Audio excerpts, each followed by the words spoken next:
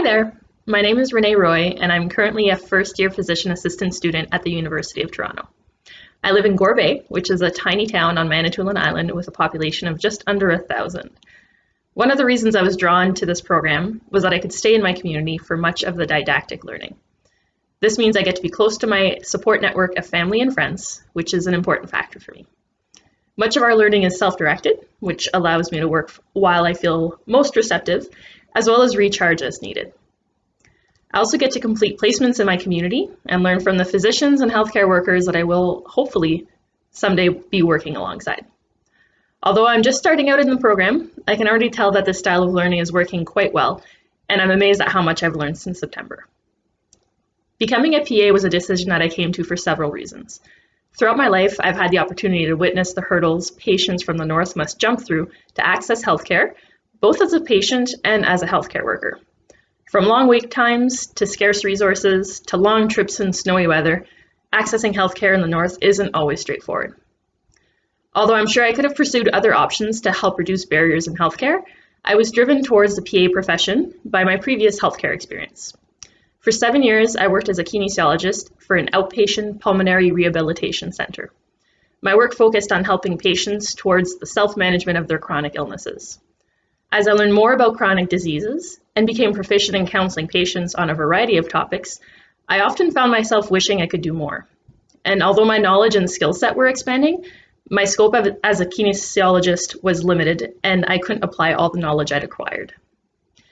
My patients often commented on how comfortable they felt speaking with me, and they would often disclose more in my office than they would at their doctor's.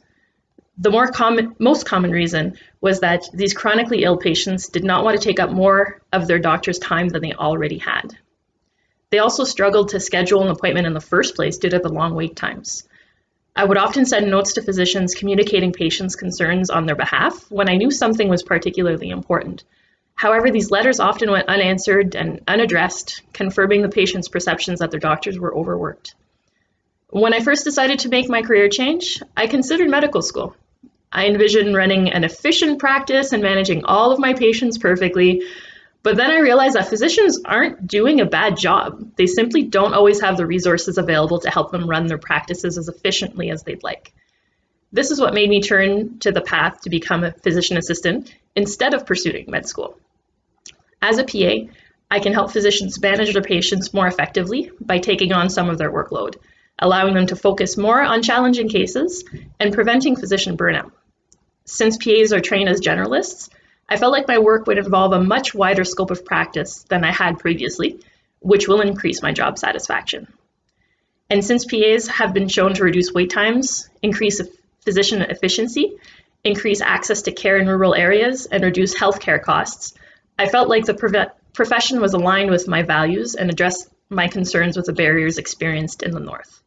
So ultimately, I decided to help turn the healthcare wheel instead of reinventing it. So in terms of myself, there's a few reasons I think I'm well suited to the PA profession. First of all, I love to bake and decorate cakes, which makes me a great addition to any staff around birthdays and holidays. But aside from that aspect, I love baking because it's creative and it has helped me develop my resourcefulness and problem-solving skills.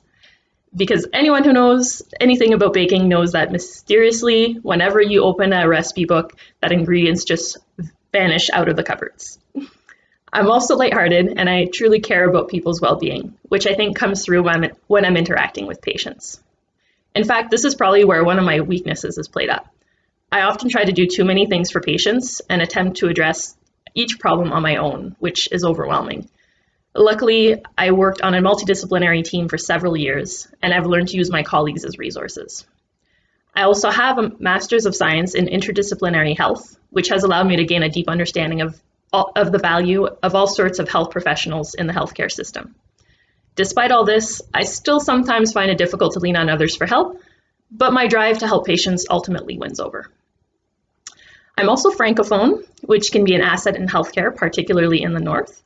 And my professional experience includes working with people experiencing a variety of challenges, including chronic diseases, workplace injuries, unemployment, learning disabilities, poverty, and mental health issues.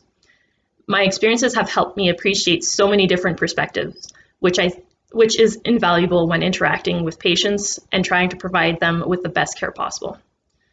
Lastly, I have a thirst for knowledge that continuously drives me forward in whatever I take on, which I think is necessary for PAs given the nature of the profession. So on that note, I will say goodbye so that I can go bury my nose in a textbook and practice some of the new clinical skills I've been learning so far. Thanks for listening.